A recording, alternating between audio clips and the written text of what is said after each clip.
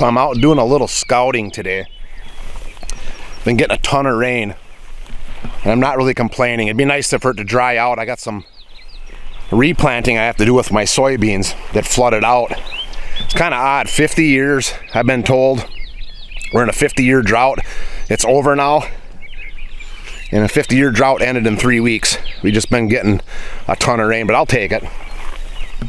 But I did a direct seeding of red oak last year, so that's acorns I put in. And I'm standing in this strip right now of winter rye that I seeded with the acorns. And I'm going to put a video together exactly how I did it and what I did, but I just wanted to show you.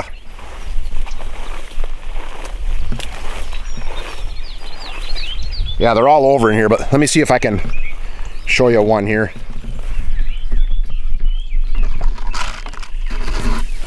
So there's one coming up right there. Right here is one of those small oak trees. And they're popping up all over in here. Here's a couple. There's one there. One there.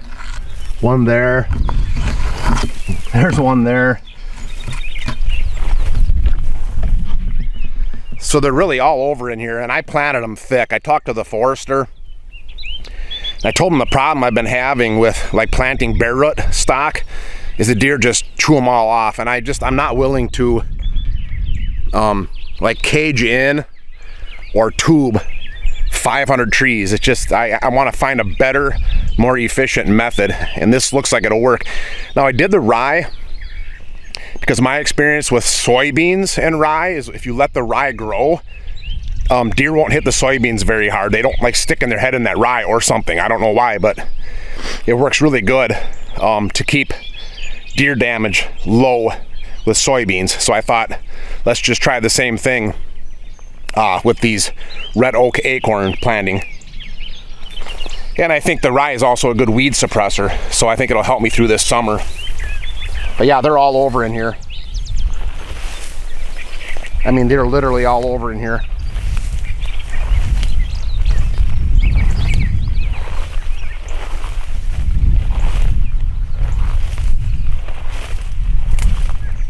So good stuff.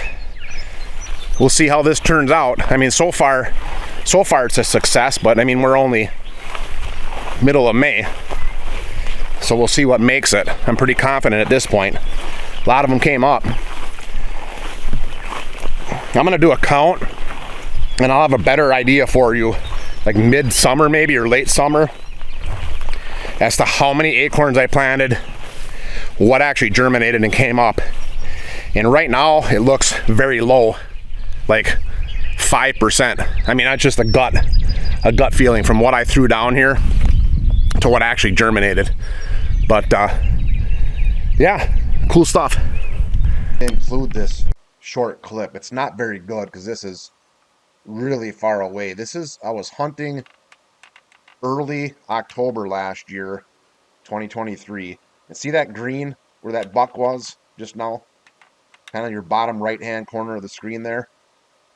That's the rye where this direct oak seeding took place. So it's kind of in my bottom off to the side a little bit.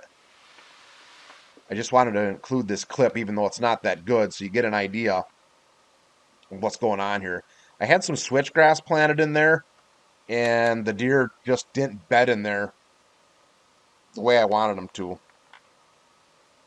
So see, that's all standing or pit corn. Right down in that bottom is where I did this direct seeding, right around the edges of that switchgrass. So my first step, you can see that switchgrass there, is I mowed it off, and I didn't film that mowing, but then I borrowed my neighbor's hay rake. The reason why I borrowed my neighbor's hay rake is to try and do any kind of tillage in that switchgrass. I mean, can you imagine right now if I was trying to like run a drag or a disc through that standing switchgrass kind of on the right hand side of the screen? It just wouldn't work. So I mowed it as low to the ground as I could. I went over it several times to just try and get as much of that switchgrass, laying on the ground and dead. And then I just borrowed the neighbor's hay rake to just get that thatch, just get all that mulch off of these lanes. So I'm making a circle around this switchgrass pocket. I'm doing the outside edges here.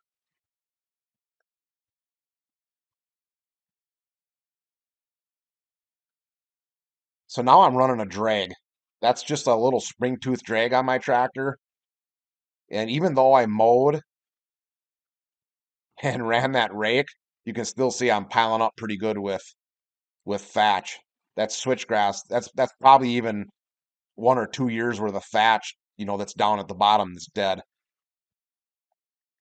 So I'm running this drag over as much as I can. I have it set as deep as I can go. I have that little drag behind it. And all I'm trying to do is create a seed bed for these acorns.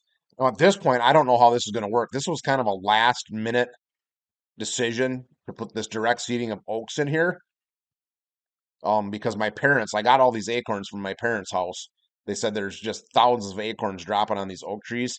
So Amy and I went to their house and got, I think, 3 5-gallon pailfuls.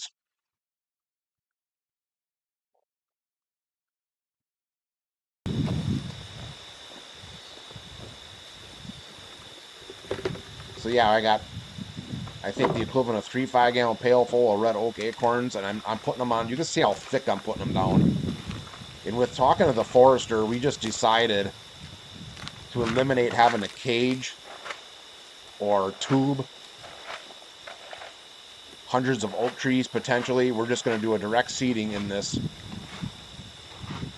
what basically is switchgrass. And I'm hoping that I set that switchgrass back enough with that tillage that these acorns will have a chance. But I'm direct seeding a lot. This is really heavy, and I'm okay with that.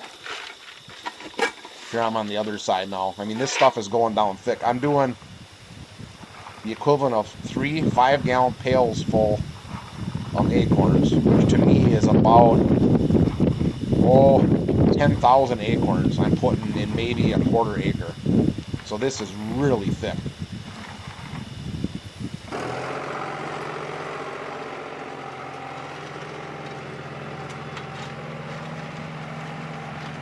So now I just went back to the house and swapped out that drag for a disc after the acorns are put down. And all I'm doing now with this disc is got a little weight on it.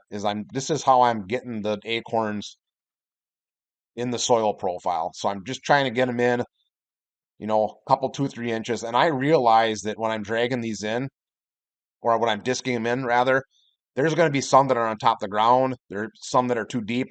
I understand that.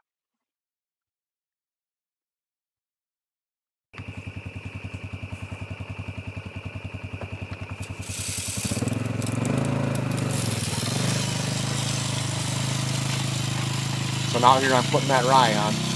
I would say the equivalent of about 50 pounds to the acre. And I'm running that little drag over the top to get that rye in and smooth everything out. So I know the acorns are going to be very, very thick, and that's okay with me. I'd rather have the problem of having to thin them out than not have enough and have the deer be able to browse them off. And I'm putting this rye down as kind of a cover crop to hopefully protect some of these acorns.